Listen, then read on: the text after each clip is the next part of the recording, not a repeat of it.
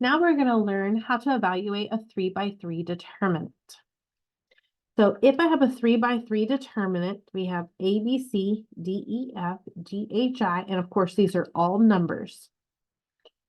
And I don't think I said this before, but determinants are always squares. So we've already done 2x2, now we're doing 3x3. We can do 4x4, 5x5, 6x6, and so on, but determinants are always squares. You can't ever have one longer than the other. Okay, so to determine, we can actually use any row or any column.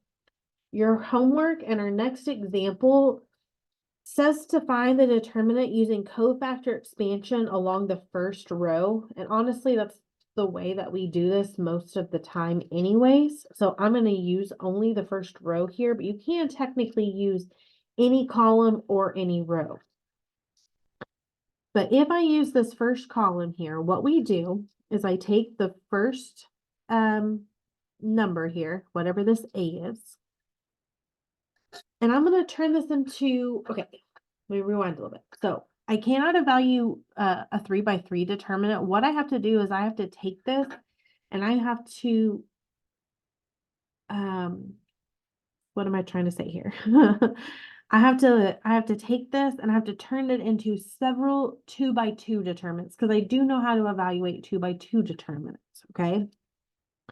So if I take this A, what I am doing is I am then going to block out the row and column that A is in. And now that leaves me with this 2x2 determinant of E, F, H, I. So when we move on to B, and when we move on to B, we are going to do a minus B. Now, I want to make this clear that that does not mean that this number here is always negative. This minus means I'm changing the sign. So if B is positive here, then this will be a minus that number. If B is already negative, when I do minus a negative number, this will turn into a positive, right? So this minus B means change the sign.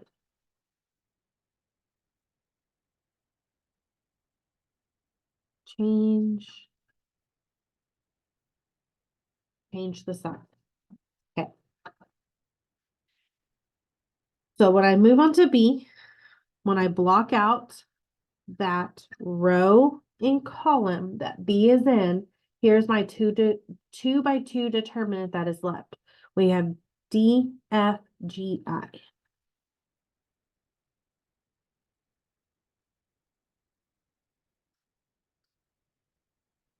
Okay, and then we go on to C, which is a plus C. And that plus C right here does not mean that this is always positive. This C here means keep the sign.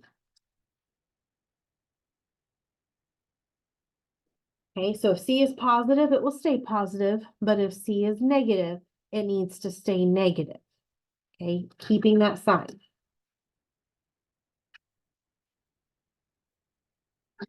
And when I cancel out that row and column that C is in, I am left with D, E, G, H.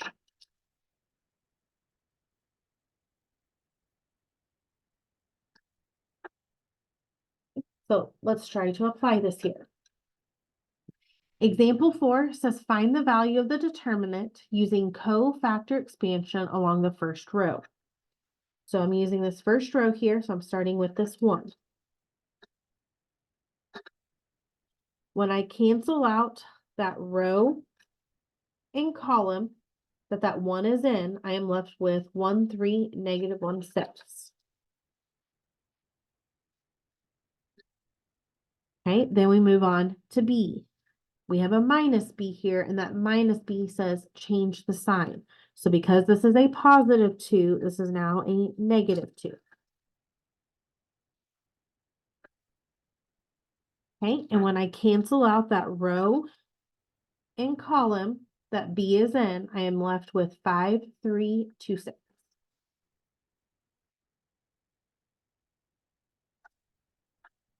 Okay, and now we go on to C.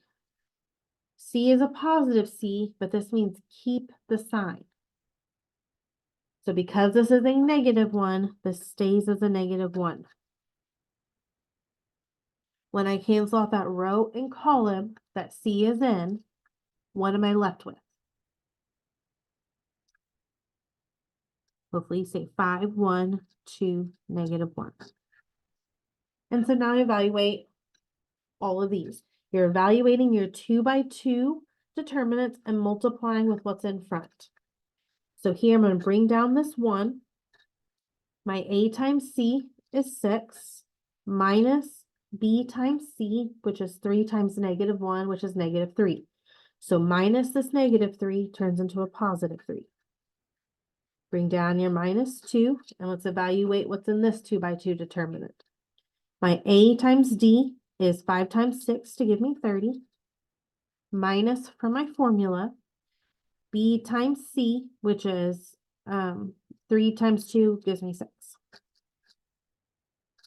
Bring down your minus 1, and we're going to multiply A times D, 5 times negative 1, minus, because of that formula, B times C, which is 2.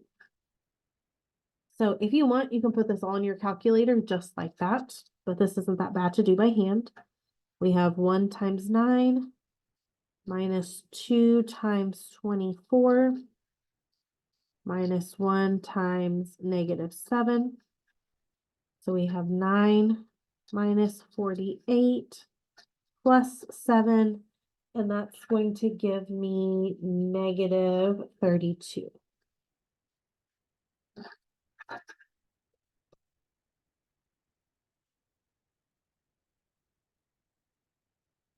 Now, actually, we're going to stop right there. So next lesson, we will go over Kramer's rule, solving 3 variables with 3 equations.